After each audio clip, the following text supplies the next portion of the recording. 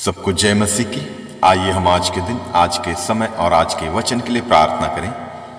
सर्वशक्तिमान पिता परमेश्वर, धन्यवाद करते हैं प्रभु, आज के इस सुंदर समय के लिए आपको धन्यवाद देते हैं प्रभु। आज का शुभ दिन दिखाया, इसके लिए भी धन्यवाद करते हैं प्रभु, और आज के अच्छे वचन के लिए भी आपको धन्यवाद करते हैं पिता। आज का हमारा वचन है भजन संहिता की पुस्तक 46 अध्याय।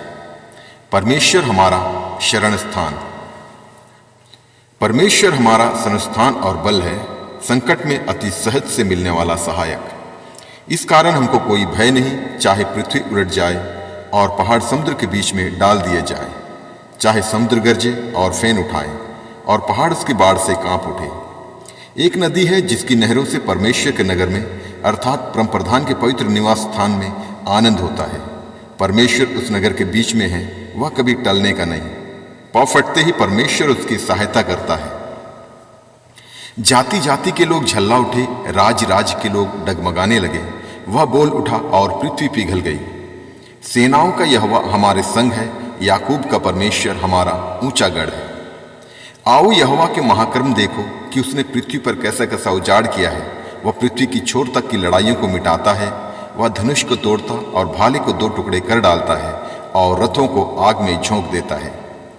चुप हो जाओ और जान लो कि मैं ही परमेश्वर हूँ। मैं जातियों में महान हूँ, मैं पृथ्वी भर में महान हूँ। सेनाओं का यहोवा हमारे संग है, याकूब का परमेश्वर हमारा ऊंचा गढ़ है। आमीन। आइए हम प्रार्थना करें।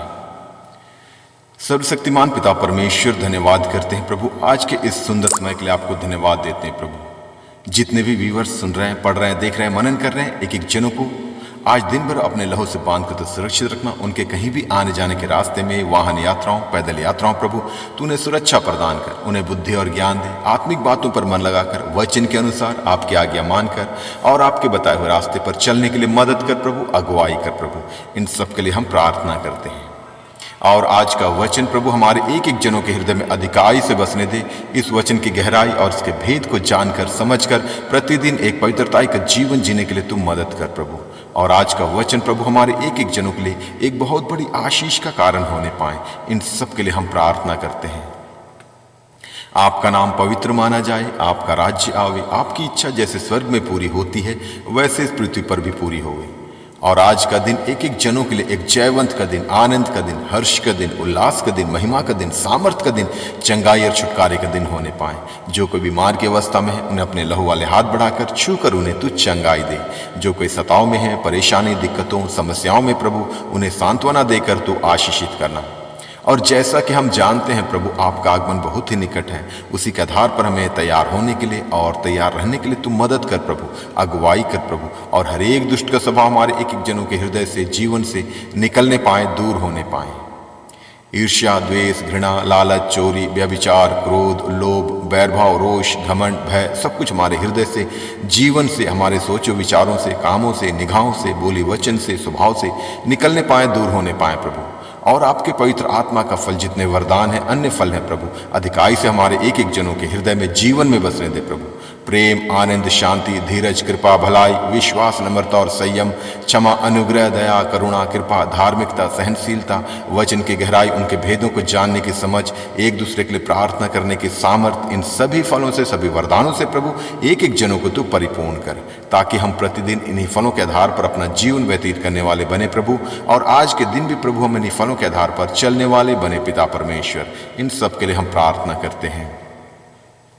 आपका नाम पवित्र माना जाए, आपका राज्य आवे, आपकी इच्छा जैसे स्वर्ग में पूरी होती है वैसे इस पृथ्वी पर भी पूरी होवे।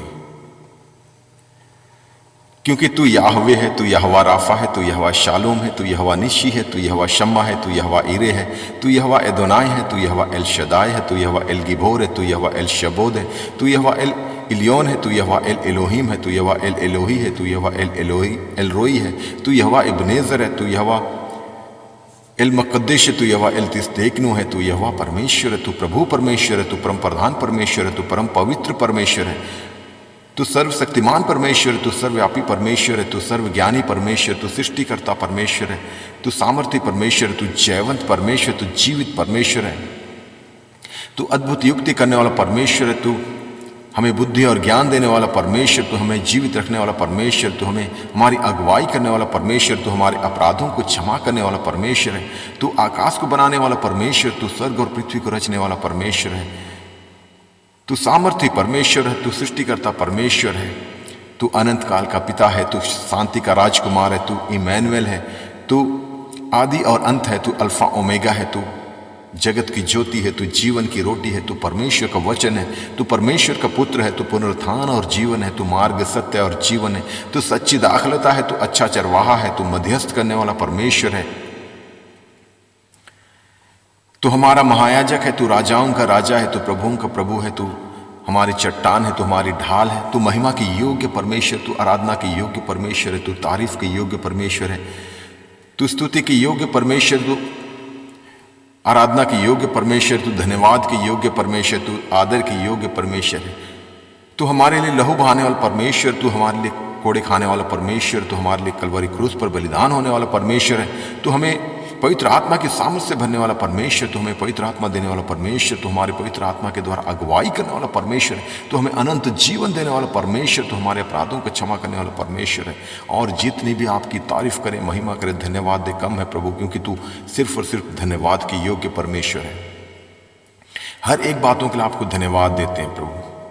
हमारे सोचों, विचारों, कामों, निगाहों को शुद्ध और पवित्र कर, ताकि हम प्रतिदिन एक पवित्रताई का जीवन जीने वाले बने प्रभु, और अंश अंश करते हुए प्रभु हम आपके स्वभाव में परिवर्तित होते जाएं। इन सब के लिए हम प्रार्थना करते हैं। आपका नाम पवित्र माना जाए, आपका राज्य आवे, आपकी इच्छा जैसे स्वर्ग में पूरी होती है वैसे इस पृथ्वी पर भी पूरी होगी। और हम पूरे भारत देश को भी आपके हाथों में देते हैं। पूरे देश को अपने लहू से बांध कर तो सुरक्षित रखना।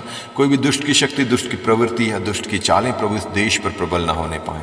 पूरे देशवासियों को भी आपके हाथों में देते हैं, अपने लहू से बांध कर तो सुरक्षित रखना।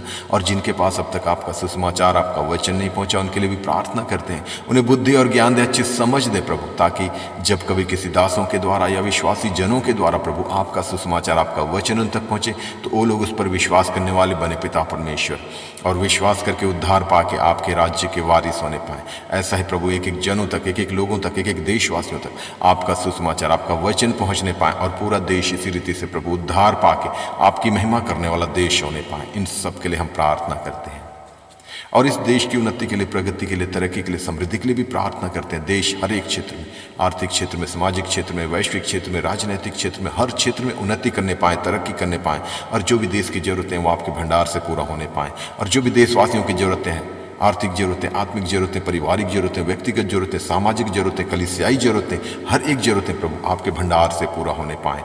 इन सब के लिए हम प्रार्थना करते हैं।